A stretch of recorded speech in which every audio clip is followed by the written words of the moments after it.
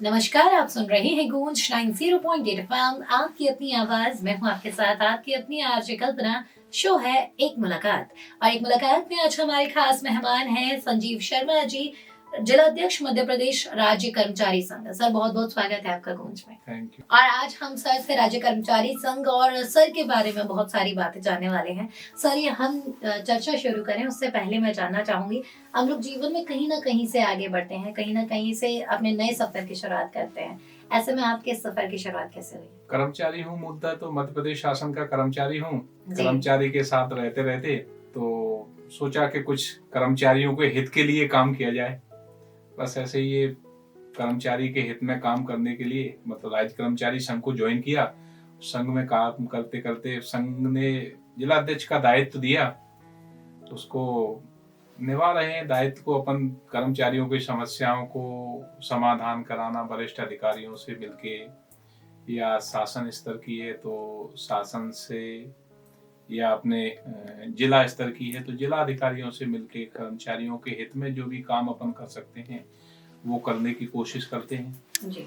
और अपने हित के बारे में सभी सोचते हैं, लेकिन जब आप दूसरों के भले के बारे में सोच सकते हैं ना, असली समाज सेवा वहीं से शुरू होती है। और कल्पना फिर यही कहेगी कि अगर आप समाज का हिस्सा हैं तो लेने के साथ साथ समाज को देना भी उतना ही जरूरी है। सोचिए, विचारिए और समाज के लिए कुछ न कुछ जरूर कीजिए। सर, जैसे कि आप राज्य कर्मचारी संघ के जिलाध्यक्ष हैं, दायित्व जैसे कि आपने बताया कि आप तालमेल बिठाते हैं कर्मचारी और राज्य सरकार के बीच या फिर अलग अलग स्तरों पे।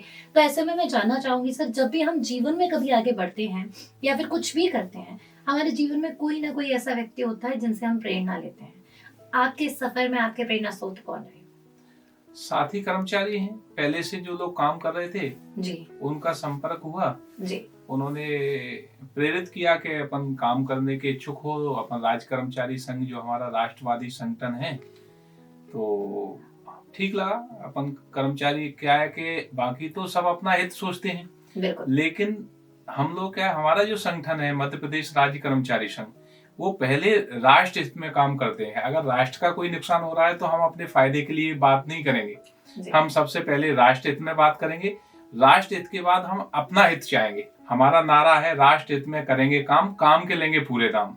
हमारा नारा ये नहीं है कोई चाहे जो मजबूरी हो मांग हमारी पूरी हो, ये हमारा नारा नहीं। हमारा नारा है राष्ट्र हित में करेंगे काम, काम के लेंगे पूरे दाम। बिल्कुल।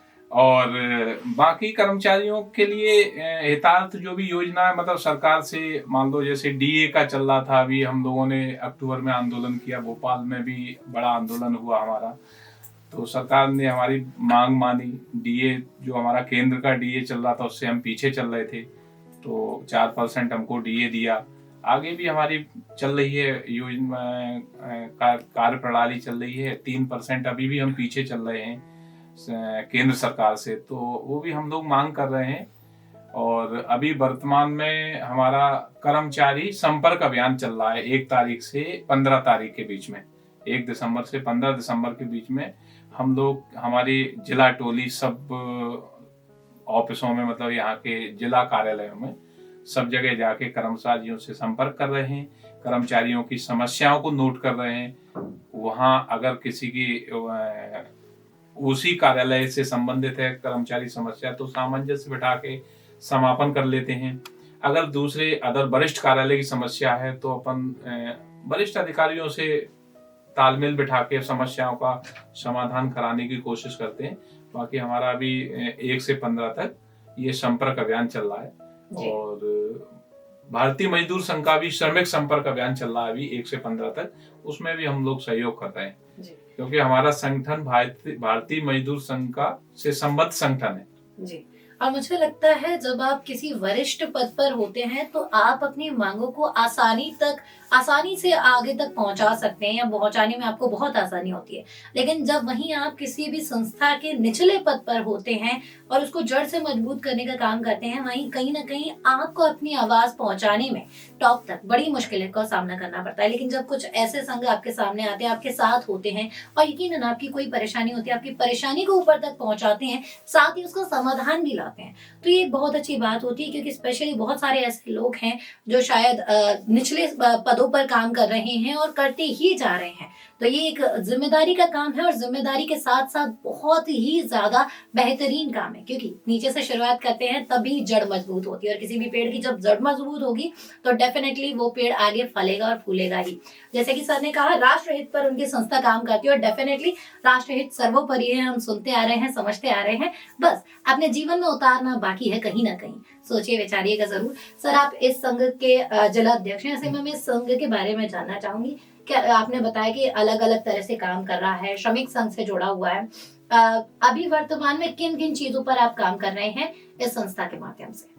अभी तो हम 1 दिसंबर से 15 दिसंबर तक प्रत्येक कार्यालय में जाके, जो अपने ग्वालियर जिले में जितने भी सरकारी कार्यालय हैं स्टेट गवर्नमेंट के, सभी कार्यालय में जाके कर्मचारियों से संपर्क करते हैं। कर्मचारियों की कोई समस्या है उसको हम नोट भी करवा रहे हैं और उनकी समस्याओं का निराकरण कराने के पूरे प्रयास कर रहे हैं जी। और डेफिनेटली सर, हम आपको बहुत सारी शुभकामनाएं प्रेषित करते हैं कि आपने जो काम, जो बीड़ा उठाया है वो आप बहुत बेहतरीन तरीके से करते रहें और सबकी समस्याओं का समाधान करते रहें। तो आज सर, आज हमने आपसे बहुत सारी बातें की, बहुत सारी बातों को जाना। जाते जाते ग्वालियर वासियों को क्या कहना चाहेंगे? ग्वालियर वासियों को जनरली तो हम चूंकि स्वास्थ्य विभाग से हैं तो सभी स्वस्थ रहें, मस्त रहें।